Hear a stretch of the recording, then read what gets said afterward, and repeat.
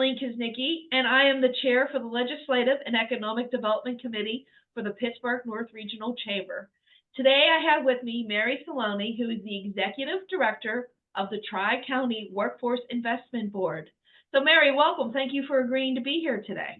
Of course. Okay. So can you tell me a little bit about an overview of what is the Tri-County Workforce Investment Board? Because I bet a lot of our members have no idea. Sure. The Tri-County Workforce Investment Board was formed under the Workforce Innovation and Opportunity Act. It actually goes back quite before that. Before that, it was the Workforce Investment Act. Before that, it was something called JTPA. But we're a nonprofit agency, and we work with the public workforce system in Pennsylvania and to help promote that and to work with employers. We are the ones for Butler, Armstrong, and Indiana counties. However, Partner for Work works with the Pittsburgh and the county of Allegheny. And we have Southwest Corner that works with Beaver County, and with Westmoreland Fayette, we are the folks of Southwestern PA that we work together as a region. Oh, that's great. So you do cooperate with these other agencies. Oh, that's yes. Okay, good to know. I wasn't aware of that. All right. So what are you and the other agencies? What kind of programs have you implemented to retain current workers, or are you doing to attract new workers to the region? Sure. One of the things that all of our workforce boards do is we have a youth initiatives that we usually call the Business Education Partnership. But basically, we try to work with the schools and get a lot of career information out to the schools, because those are the folks you're trying to retain and keep here, so that they share their knowledge and their new ideas and stuff with us in the region. So that might be that we take folks on an industry tour. It might be that we do a program where they work with, robotic kits within the classroom to try to promote AI and robotics. There's all kinds of different things that you can do with that. But those are really the best things, and to get kids out there to actually see the stuff. The other thing we do a lot of promotion of, and I know we've taken part in our local workforce board, is using internships.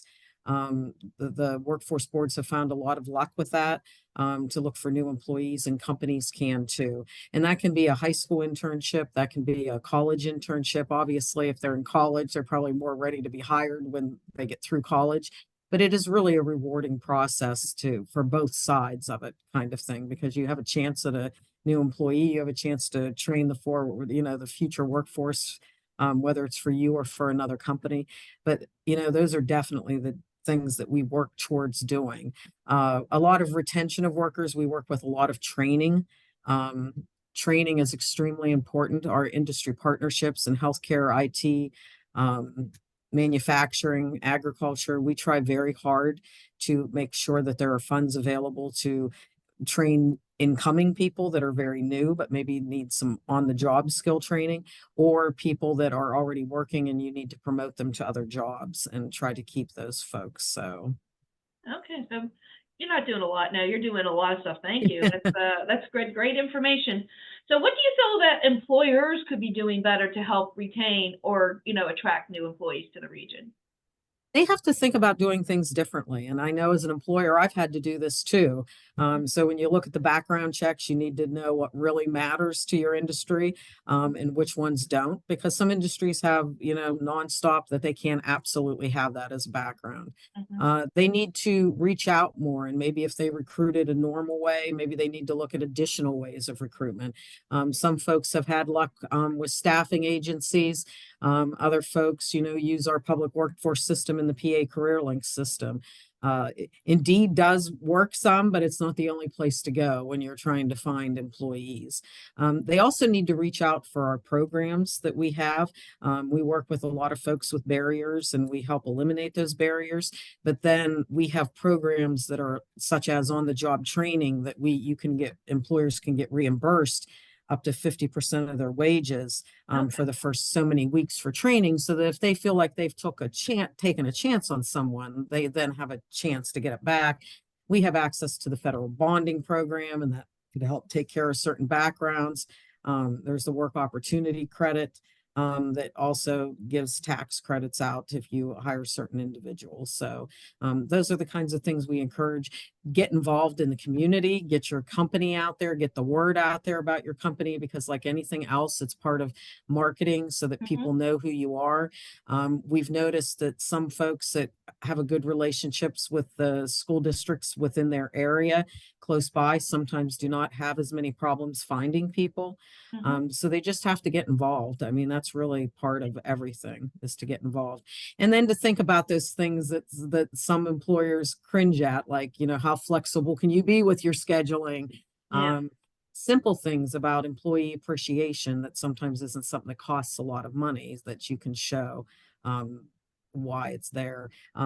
A lot of management training, I know companies take advantage of that, and I think that that's something that does work, because unfortunately, studies show that a bad manager is why a lot of people leave Yeah. jobs, and which is, kind of scary when you think about it. So Yeah. Okay. Do you actually work with companies to maybe set up an internship program or a training program, or do you give them the resources to reach out and do that themselves? we give them the resources to do that themselves. Although Okay. having said that, we do have staff on board that would be Mhm. welcome to help somebody. Like if you need help writing that job description, or you need help reaching out to a school, we can certainly help make those connections. I mean, those are the things, just like sometimes a school will call us and say, hey, we have somebody looking for something in IT, or they're interested Mhm. in this. And then we go try to find that person, Okay. from our contacts, a job the opposite way. So we can do that both ways. Okay. Cool. So you talked a little bit about some of the educational stuff, but what educational resources are you supporting that will help qualify people to meet the needs of the employers in the region? Sure. Well, again, through our system, we have something called individual training accounts. So if you come to the PA Career Link and you ask for the Title I provider, what they will do is they will, assess you, see where you are, Mhm. see what skills you have, see what you're interested in doing, Okay. all of those types of things. We do that with folks that are dislocated. We do that with young people, and we do that with dislocated workers, because sometimes somebody loses their job and they Yeah. decide, okay, I've had enough of that career. I want something else. Okay. So we do a lot of assessments with them to see where they are, a lot of career pathway work to see what they're interested in doing, because sometimes that helps make something. We have a high priority occupation list that tells you where the jobs are within our Okay. area. And actually, there is one of those for each of our workforce areas, and usually Okay. we share those back and forth easily, because again, obviously you might work in one county and live in another county. So that you have some of the guidance, and then we can provide funding up to that. Each of the workforce boards provide a slightly different number of funding, but it's usually, Yeah. ours is 7,500, and it's usually within that range to get that training. Okay. The trainers have to be on an eligible training provider list, meaning that they've gotten people jobs, and that Okay. they're confident in their programs, just to make Yeah. sure that nobody's wasting their time. I mean, that's Yeah. truly what it's about. We also have, as I previously mentioned, the on-the-job training. So people come in and they know that they have that as a option, so that if they're going to an employer, while employers can take advantage of that on their own, they can go say, hey, by the way, there's this program that if you hire me, and that you're welcome to get training that way too. There is our incumbent worker training, which we usually go through the companies for. But again, that actually is a good way to work through things. We have a lot of partnerships with our local colleges and trainers.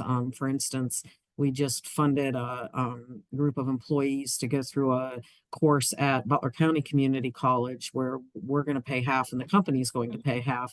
And the idea is those folks are taking on additional skills that they will be Okay. able to do more in their jobs, get a promotion, those sorts of things. We also work with kids 16 to 24, and by that time, I think they're young adults. Yeah. But the federal law still calls them youth. So, but those folks we often try to get internships for, or work experiences, because some of them honestly just need to get out there and get some basic work readiness skills. And Yeah. a lot of the employers have been telling us that they'll take people, that have those work ready skills, and then they'll train them. So we try Okay. to do a lot of different things. Okay. Well, that's good. No, I was not aware of all of these resources. That's very Awesome. It's fantastic that you're working so hard to do that with the schools. But besides education, as we know, there's lots of other barriers of getting people into the workforce. Can you just talk about some of those programs you have implemented that may be removing those other type of barriers? Yep. Yep. Through our PA Career Link system, we actually have a lot of programs that deal with various barriers. So, for instance, we have OVR, which is the Office of Vocational Rehabilitation. So, if somebody has a disability, we can provide accommodations for them. Sometimes those accommodations aren't even ones that you're thinking of. I mean, a lot of times it's not that you need a ramp. It might be somebody that has migraines and you need low level lighting. Those are the kinds of things that we can help employers with if they have a candidate. And then again, they also have candidates that they have for people to get jobs. So, Yeah. you know, depending two ways to look at it. We have our welfare to work programs. That's actually called the EARN program. So anybody that's on public assistance can come in, get some work ready help. If they need a credential, they need some training, we can get that done and help remove those barriers. You know, we do a lot of referrals to social services so that we can help remove some of those things that they have. Maybe it's mental health help. Maybe it's, you know, an addiction kind of thing. I mean, again, all of those barriers. I mean, it might be that they don't know how to get a birth certificate, you know, and we need that for the employers. I mean, and sadly, again, people need a lot of help and they don't realize where to get it depending on what their life story has been. So sometimes they just need that extra attention so that they can get on a track to know how to look for a job, know how to do these things that you do, you know, folks, which employers are willing to hire somebody with a criminal record, which ones aren't. Folks that have not worked in many years, you know, in other words, removing those kind of barriers. And some of that is just building up confidence, giving some basic computer skills out, those sorts of things. Okay. Well, that was a lot of information. I really appreciate that. So how can we, you know, our membership refer people to either employees or new people trying to get into the workforce to contact you, or employers who want to contact you about getting some of these programs, learn more about these programs? Sure. You're welcome to call me anytime. So my phone number here is 724-282-9341. You're welcome to go to the website, tricountywib.org, which we are redoing. So it'll be more exciting soon to come. But you are welcome to contact us. And I will make sure, depending on where you're at within the North Pittsburgh region, that I will get you to the right people that will be able to help you directly. So, but you're always welcome to call. Okay. Well, thank you very much for educating our membership, and I'd like to thank the Pittsburgh North Regional Chamber for allowing us to do our workforce video program. Goodbye. Bye. Thank you.